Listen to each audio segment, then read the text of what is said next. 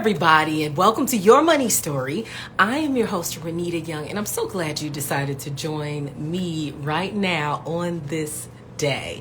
Listen, you can't walk too far without hearing about the possibility of us going into an economic recession at some point in the next year or two. And also, a lot of retail investors have sprung up from the dark depths and they've decided to take more control of their financial futures by getting into market positions. And so with this convergence, I thought it was important to come on and talk a little bit more about how to invest during recessions. And hey, listen, I have the perfect person coming on to help us understand it. It's Cassandra Cummings. She is the founder of the Stocks and Stilettos Society. She's also the queen of catching coins, and she's coming on in just a moment to help us out. Now, let me have her come on.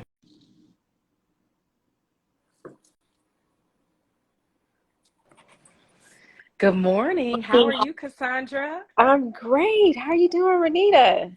I am well. Thank you so much for joining me. I'm excited to have this conversation. And I know a lot of people have been wanting to continue this conversation whenever they don't find as much information as they need. So I appreciate you joining us. Sure, no problem. Glad to be Great, great, here. great. Absolutely. So I want to start out and let the people know about you. Of course, a lot of your people are already piling in. I see them. But let's get a refresher. All right. So before you were called the queen of catching coins, before you became the founder of the Stocks and Stilettos Society, you had a green light, an epiphany, something at some point. But even before that, you grew up in Oakland. Yes. What was your relationship with money like growing up? Well, my relationship was really different. My mother was on welfare and my dad was in the streets. And so very interesting relationship between money. On one hand, we were sort of deprived, lived in poverty. And then on the other hand, I got to see a whole operation running in the streets. And so my relationship became such that, I was privy to some things, and I wanted to have those things legitimately in my adult life, and I've worked extremely hard to do that. Absolutely. Now that's really interesting because so we haven't had this particular story come on yet, Yeah. right? And so I wonder though, at some point, did it make you look at money as a bad thing or a good thing, or did you even assign good or bad to money at that time? No, I didn't assign good or bad to money. It's definitely always viewed as a tool. And so money was something that afforded me an opportunity and afforded me material things and it afforded me access. And so that's how I viewed money because I saw what it looked like not having money versus what it looked like actually having money. And I wanted to Absolutely. always be on that side of having money. Legitimately, you said. Absolutely. Absolutely. Absolutely. So at some point though, maybe before college, you decided on a career to go into financial services. Yes. And so tell me about your decision to do that and then the decision to switch to help Black women master their money. Yeah, so I actually had a mentor in college, and she was in finance, and she was a bond trader. And so that was my first crack at financial services. And she always sort of harped on the notion that we needed more Black women in the financial space. And so she sort of groomed me to sort of work in financial services. I ended up actually working for her for one of was AIG. Mm-hmm. And so I was at AIG when the big recession happened, Mm. 2008, and really kind of like earned my chops during that time working under her. And then, eventually transitioned to Merrill Lynch, which was my former employer, and really worked with a lot of high net worth, affluent companies at that time. Mm-hmm. What do you think you've learned? Because by now you've been working during at least two recessions. So what Yes. do you think you've learned during those two recessions that you know you will apply to this recession when it comes to investing? Yeah, I think the biggest thing about working, during this recession is that we are actually getting a lot of advance notice. Whereas Hmm. the other recession sort of came out of nowhere. The public was really unaware of what was going on. Now, I know when we were going through the recession in 2008, that one really kind of was festering, and then all of a sudden it sort of imploded in around Hmm. September 2008. But this one is a little different, so we know it's coming, right? It's like a hurricane, so we're sort of like in that tropical storm category, and it's sort of building up to like a category 1, and it'll Hmm. eventually build up to a category 4 or 5. That's a good way to describe it. I never thought about Yeah, that. And yeah, so, since we have all this advance notice, that maybe that's why a lot of economists are predicting that it may not last as long because we have so much advance notice, right? But yeah. before it even happens, so I just heard, I was just doing a report this morning on the radio that said that one big bank is predicting 50% chance that Citibank, that a Mhm. recession could happen in the next year or so. And so I'm wondering for you, before it happens, what are some steps that people can take to prepare for this when it comes to their investments? Yeah, I think with your investments, you have to be smart, right? So I put together an acronym, SMART. So S, you've got to save money. Cash is queen. You've got to have at least, I think, going into this recession, 6 months to a year's worth of mailbox money. And mailbox money is pretty much money you need to pay your mortgage, all your bills, food, things like that. So 6 to 12 months of emergency money. I think the second thing is M, right? It's going to be multiple income streams. The good thing about our economy now is that we have a gig economy. So there are multiple ways in which you can bring in money. Then you also have to be with A, asset protection.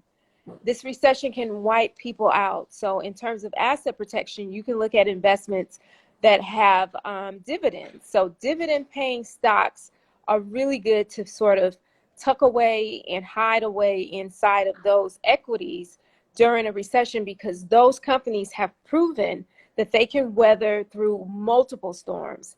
And so, if you go and you do a search under like dividend kings or dividend aristocrats, these are companies that have been around for 25, 50 years, and they have consistently increased their dividends even during recessionary periods. Then Mm. what you want is R, right? Recession proof your finances. So in recession proofing your finances, you want to look for recurring income opportunities. What can you do that's going to provide you with recurring income? And then T is for team, right? Who's on your money team? So make sure you're having those conversations with your accountant, your CPA, your insurance people, making sure that all of your information is up to date, up to par, so that as you're moving through this recession, it could even be collaborations, people that you can make money with, right? People, you can get together a small investment group so that you guys can sort of have more eyes on the market, and just in case things need to move or change swiftly. So smart, let's be smart about our investments as we go into this recessionary period. I'm predicting either end of this year going into the beginning of next year. I love that acronym and I love how you broke it down. Now, a Yeah. couple of things I want to ask about in this briefly before we go. We understand saving, we understand multiple income streams. When it comes to asset protection, though, it's a few ways that people can protect their assets, right? Because some people have already built up a good amount of investment, in their portfolio. Yeah. So, what are some other ways that they can protect these investments? Yeah, the other ways you can protect your investments are also looking at bonds. Bonds perform extremely well during recessionary periods. And so there is an indirect correlation when the market is going up, then bonds, are going down. But when we're going into a recessionary period, it's the inverse. And so you can look to corporate bonds, municipal bonds to assist with you sort of getting over this recessionary period coming in. So that's another way you can sort of protect some of these gains that we've experienced over this last bull run. And so I would definitely look for that. Anything in terms of like treasuries, Mm-hmm. government, bonds are also a great place to park your money as you Mm-hmm. wait out this storm. Yeah, Especially as interest rates rise, right? That means the yields on absolutely, those absolutely. bonds are rising too. Yeah, so So you this have is so government. good. Yeah, you have government bonds, you got municipal bonds, and typically on a risk-adjusted basis, you can get about 7 to 8% on really good bonds, and so not bad during a recessionary period. No, not bad at all. And I mean, and we're talking about short term or long term investing or both. Hmm. Yeah, and then you Both. can even Okay. look at tips, right? Mm-hmm. Those are inflation protection types of bonds as well. So if you want to research that, you can look up something called tips, which is another great place for you to also protect any gains that you've made over this bull run. Okay, great. And so when it comes to the type of investments we want to make, you actually said a few of them, but Mhm. there's also real estate, there's also art. What are quote unquote safe investments to make during a recession? Absolutely. I mean, real estate, we just had a crazy market, right? It was so competitive.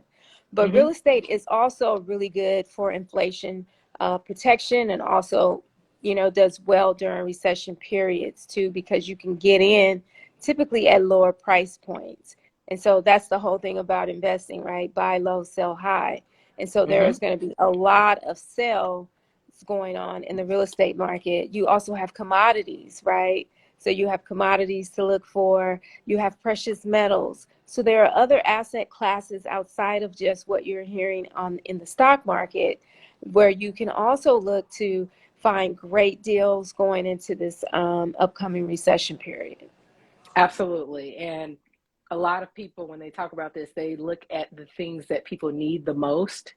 And you're absolutely right in that Hmm. people need to have a place to live and people need to be able to eat Hmm. commodities, right? And clothing too. Cotton is a commodity. Um, Yeah. and also with the precious metals, gold is known as a store of value. So Yes, those typically rise in prices around they these do. times. And Yeah, there's so, oh, go ahead. No, I was saying there's some great gold funds out there. You can get a gold ETF. Silver, you can look at silver also.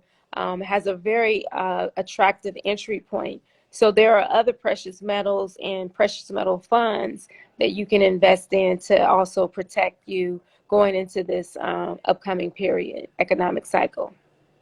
Absolutely. Okay. So the strategy for investing during a recession. Yeah. What kind of a strategy should we consider? You definitely want to consider buy and hold, right? As a new investor, retail investor, buy and hold is probably going to be the best bet for you, right? And so when we buy, we're looking to hold at least 3 to 5 years minimum, right? Because we need to have the seasoning to happen. We need to have, the maturation on the money. And so it's really important for us to not go in with sort of this get rich quick mindset, or top bottom approach. But if we have a bottom up approach, if we have a buy and hold strategy, these are really good ways in which you'll make money for the long term. Absolutely. And so we're coming to a close, but I can't close without asking, what are you in Atlanta for?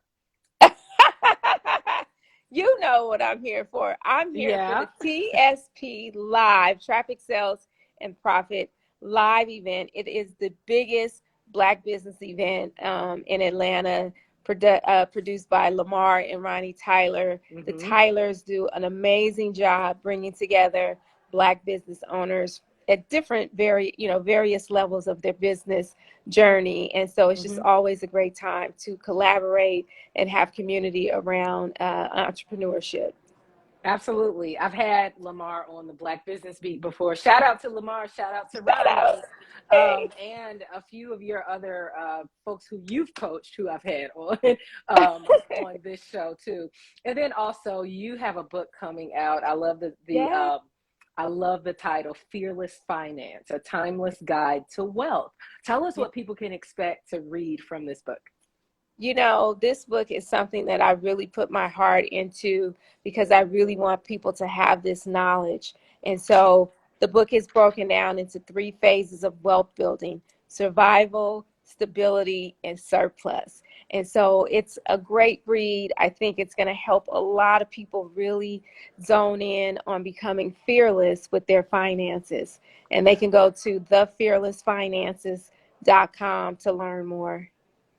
Thank you. Fantastic. Of course. Yes. Definitely had to bring in the book. Well, Yes. listen, I appreciate you taking time to come and talk with us during TSP. I want to make sure you get out on time. But, folks, if you want to learn about any of the Stocks and Stilettos Society's courses on candlesticks, on Bitcoin masterclass, even on real estate, even on marijuana investing, right? Yes. Head on over to Stocks and Stilettos. And also you'll find out how to build a successful portfolio, making smart investments, and everything else that we talked about today. Cassandra, thank you so much for joining me today. I hope you enjoy TSP and tell the crew I said hey. I will. Thanks for having me, Renita. Of course, you All right. enjoy. All right. Bye-bye.